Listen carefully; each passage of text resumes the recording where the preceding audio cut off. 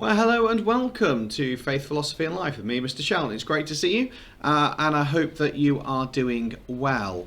We are in a unit thinking about evil and suffering. That's what we just started last time, and we thought, what is evil? Today we're thinking, what is suffering? And we're going to explore some specific examples of suffering. So I want you to think about a time in your life that you have suffered.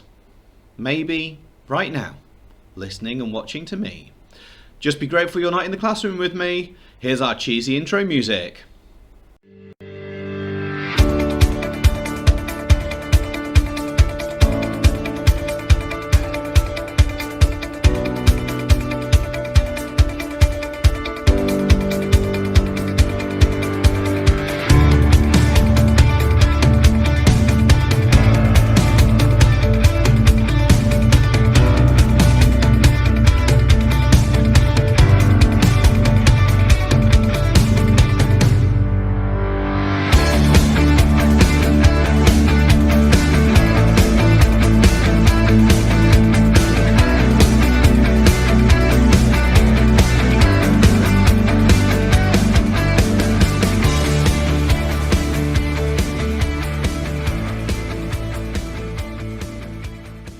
Okay, so make sure you get the title written down. As always, pause as we go.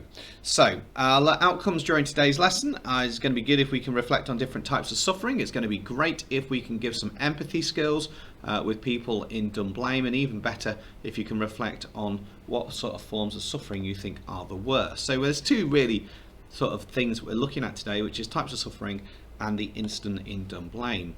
So, which is the odd one out? I want you in your books to write down which one of these four, so it goes across. So, hangover, being hit by a car, and being killed by a tsunami. Which one do you think is the odd one out, and why? So, in your book, work through those four. You're going across, and identify which one you think is the odd one out, and explain why in your book. Then come back to me.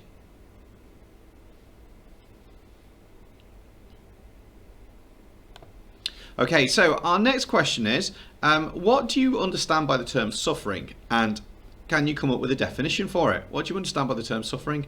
And can you come up with a definition of it? Have a look at that now, and then come back to me.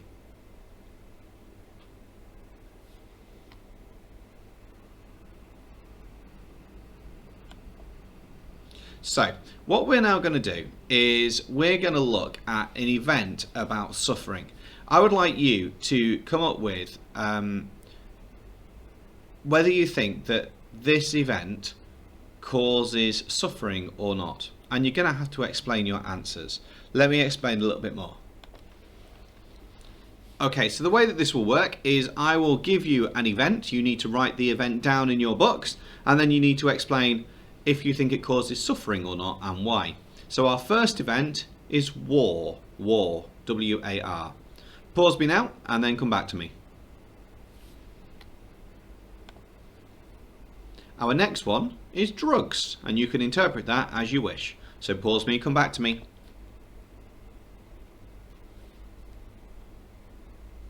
The next one is poverty. That's when being very, very, very poor. Poverty.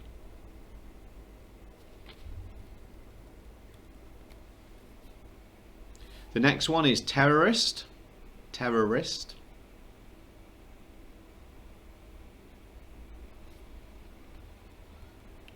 The next one is earthquake. Earthquake.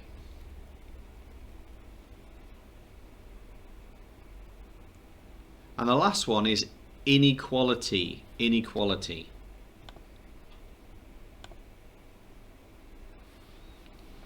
So hopefully now you've explained if you think that causes suffering or not and why. So we said it'd be good if you could reflect on different types of suffering. Great if you could give it empathy skills with regards to Dunblane, and even better if you can reflect on which are the most severe forms of suffering.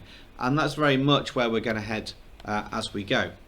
So the first thing then that I'm going to do is I've got a clip to show you from the BBC. Hopefully it'll work. If it doesn't work, the link will be in the description below for you to access. And this is the question: why do people suffer? Why do people suffer?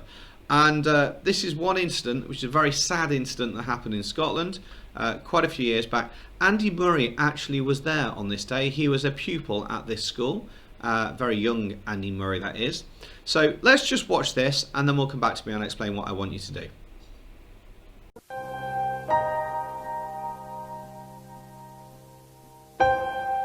He came through the door, just banged the door right open, and from the moment he approached the adults first and he walked towards me and started shooting, and it never stopped for the next 3 minutes. 3.5 minutes of carnage. He was carrying 743 rounds of ammunition. School had a roll of about 700 pupils, so there was enough ammunition there to kill every single person in that school.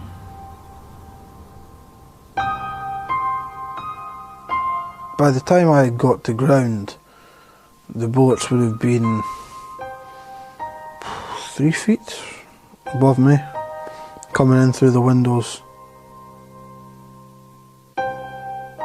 She just said, I don't know how many bodies I've identified, and I couldn't believe what I'd heard. I just thought, she said bodies, and I'm thinking, you know, how many?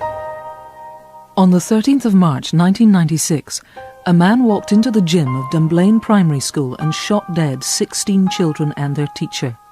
11 other children and 3 teachers survived horrific injuries. In 4 minutes, Dunblane had changed forever.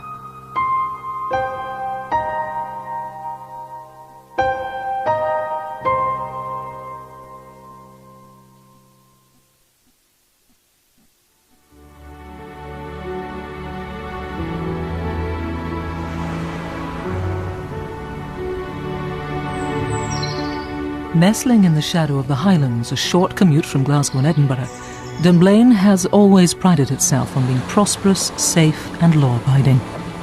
Away from the cities, lots of fresh air, lots of activities for the children to do that were safe.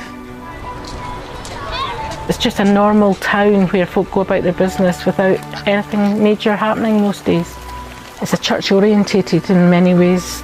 We have quite a number of churches. They're mainly all well attended. It keeps the community together.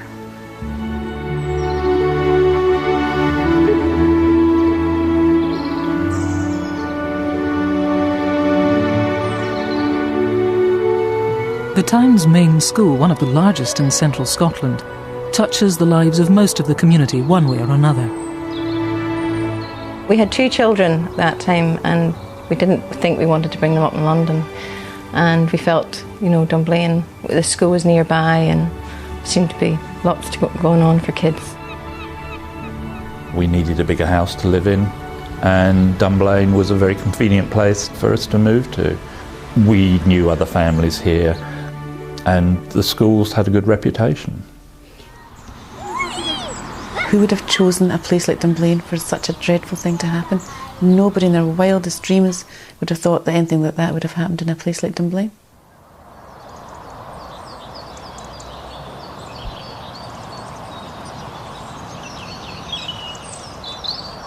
Wednesday the 13th of March was to be a day of unimaginable tragedy, a day that would be remembered with horror all over the world.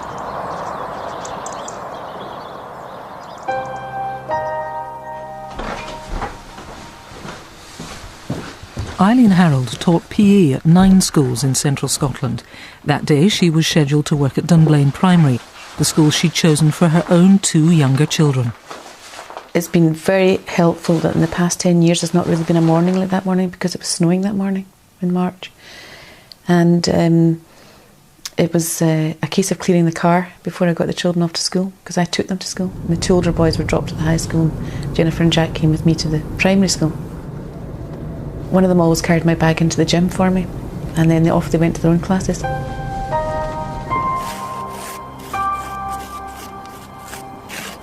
With Mothering Sunday just a few days away, it was going to be a busy week for Irene Flaws, the town's florist and Sunday school teacher. You're sort of preparing, thinking what do we need from the market tomorrow, etc. You know, making sure you've got enough of everything in the shop for that week.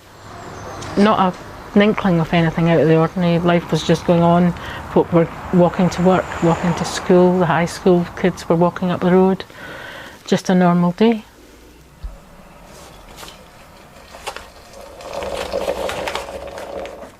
Since his wife Barbara had died of cancer 2 years earlier, Mick North had been bringing up their 5-year-old daughter alone.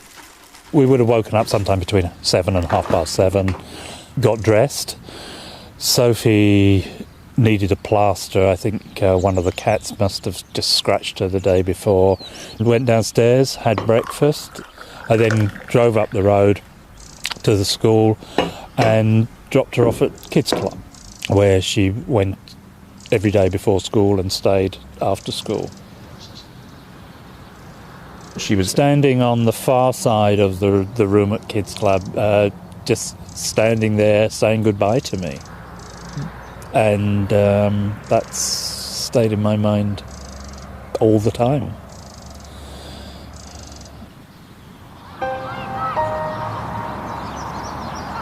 We had 3 children at school. I had volunteered to help in the nursery, and March 13th was my second morning helping.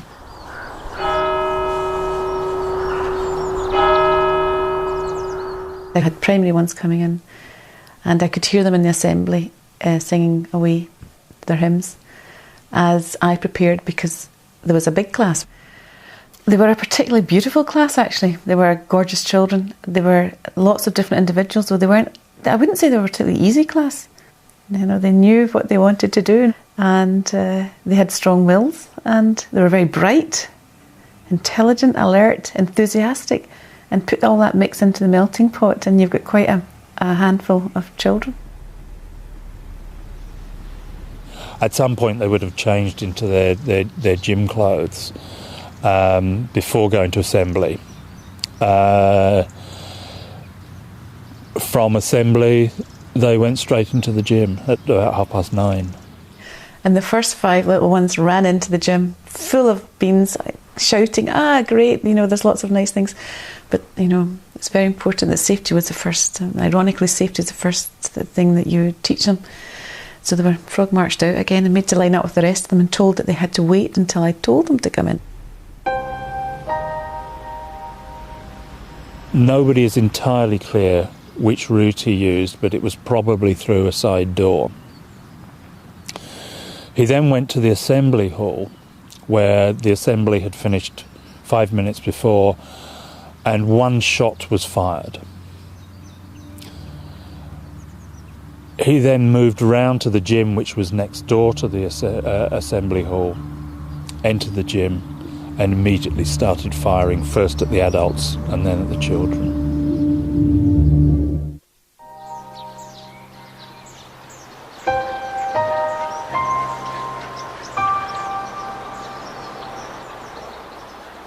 The 13th of March 1996, an unremarkable morning in Dunblane, central Scotland.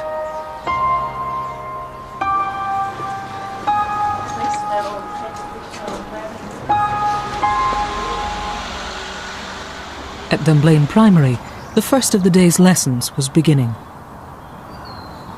The large building with the windows and doors facing us was the assembly hall at the time, and that's where the primary 1, 2 and 3 assembly would have taken place. Just up from that, where there is now no building connected to it, was the gym at the time. It was a few minutes after 9:30. A class of excited 5- and 6-year-olds was starting a session in the gym.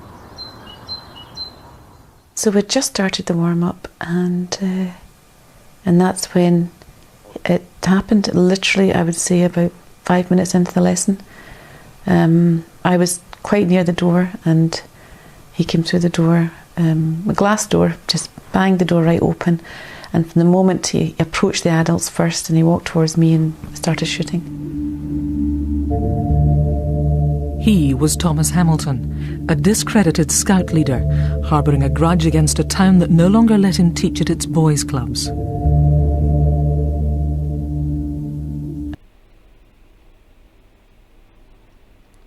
Okay, what I'd like you to do then is to have a look at the worksheet, again in the description below, so make sure you've accessed that. And I want you to complete activities 1 and 2, and if you've got time, have a go at activity 3. There is one more thing for you to do, so just set yourself sort of 10 minutes or so, and then come back to me.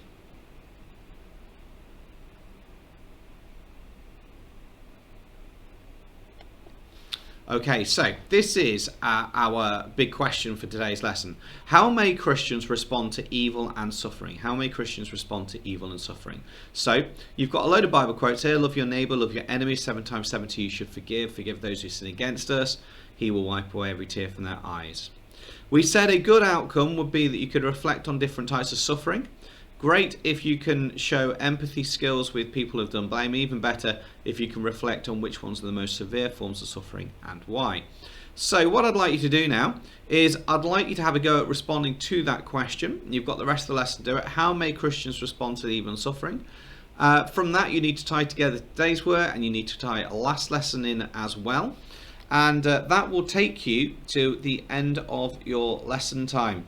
But there is one more thing to do, so just leave yourself sort of 2 or 3 minutes and then come back to me. So give this a go and then come back to me for the last couple of minutes.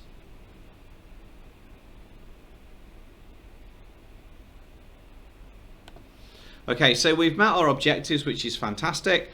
Our last activity then is I'd like you to think about what you think the worst form of suffering would be and why.